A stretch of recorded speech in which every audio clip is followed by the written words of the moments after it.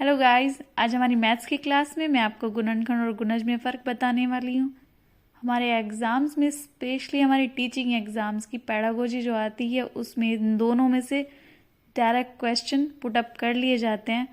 आइए देखते हैं गुणनखंड और गुणज को होते क्या हैं।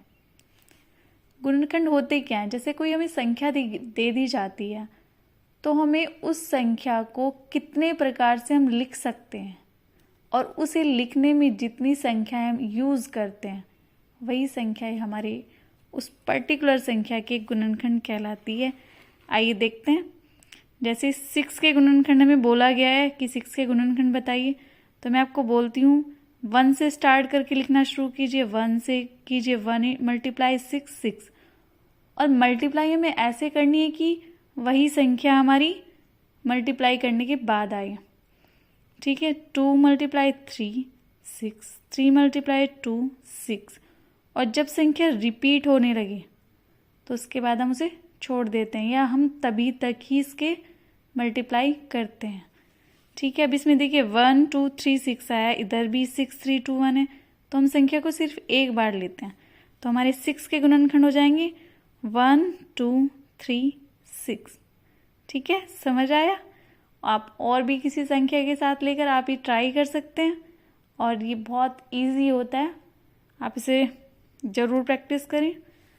आइए देखिए, अब देखते हैं गुणज क्या होता है।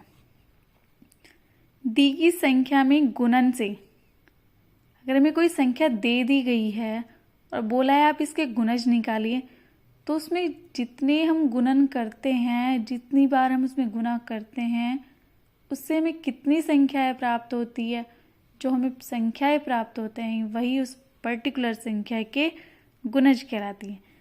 लेकिन उन्होंने बोला 6 के गुणज लिखो। वैसे क्वेश्चन होना चाहिए था 6 के इतने गुणज लिखो, कोई भी पर्टिकुलर संख्या होती। तो जैसे मैंने लिखा 6 मल्टीप्लाई 1 6, 2 से किया 12, 3 से किया 18, 4 से किया 24, 6 मल्टीप्लाई 5 30। ऐसे ही आप 6 को 6 से करेंगे 36, और संख्या ही इनफाइनाइट तक होती है। ठीक है, इस प्रकार 6 के गुणज क्या हो गए? 6 2 18 24 डैश डैश डैश इनफाइनाइट। ठीक है, एक आपको इस इनफाइनाइट से पता चल रहा है कि जो हमारे गुणज होते हैं वो इनफाइनाइट होते हैं, किसी भी संख्या के गुणज इनफाइनाइट होते हैं।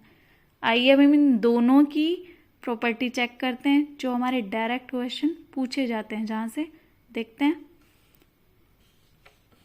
जब हम गुणनखंड की बात करते हैं तो गुणनखंड हमेशा दी गई संख्या से छोटे या उसके बराबर होते हैं। किसके गुणनखंड पूछा था आपसे? 6 के पूछा था ना, तो 6 के गुणनखंड 6 से छोटे होंगे या 6 के बराबर होंगे। देखिए 1 2 3 6 से छोटा है और 6 बराबर है। ठीक है, एक प्रत्येक संख्या का गुणनखंड है। कभी भी आप गुणनखंड निकालेंगे तो एक हमेशा संख्या का गुणनखंड रहेगा। ठीक है, थर्ड देखिए, प्रत्येक संख्या स्वयं अपना गुणनखंड होती है। अब देखिए 6 का हमने गुणनखंड पूछा था, तो 6 भी तो 6 का गुणनखंड है। ठीक है, हमारी 3 प्रॉपर्टीज क्लियर होती हैं।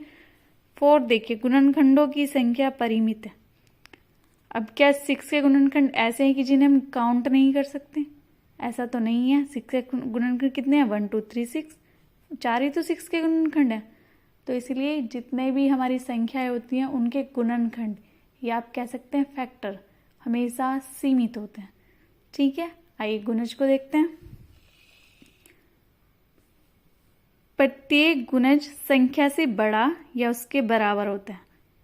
अब 6 के गुणज निकाल लेते हैं हम, तो 6 के या तो बराबर या 6 से बड़े हैं। 6 से छोटे तो 6 के गुणज नहीं है ना। ठीक है, गुणज की संख्या इनफाइनाइट होती है। अगर आपको क्वेश्चन में नंबर नहीं बताया गया कि इतने गुणज निकालिए, तो आप कहीं तक भी गुणज निकाल सकते हैं। इनफाइनाइट होती है, असीमित होती है गुणज की संख्या। प्रत्येक संख्या स्वयं का एक गुणज है। 6 का गुणज निकाल लेते हैं, तो 6 भी तो 6 का गुणज है ना। ठीक है, ये तीनों पॉइंट और यहाँ से ये चारों पॉइंट आप हमेशा ध्यान रखिए।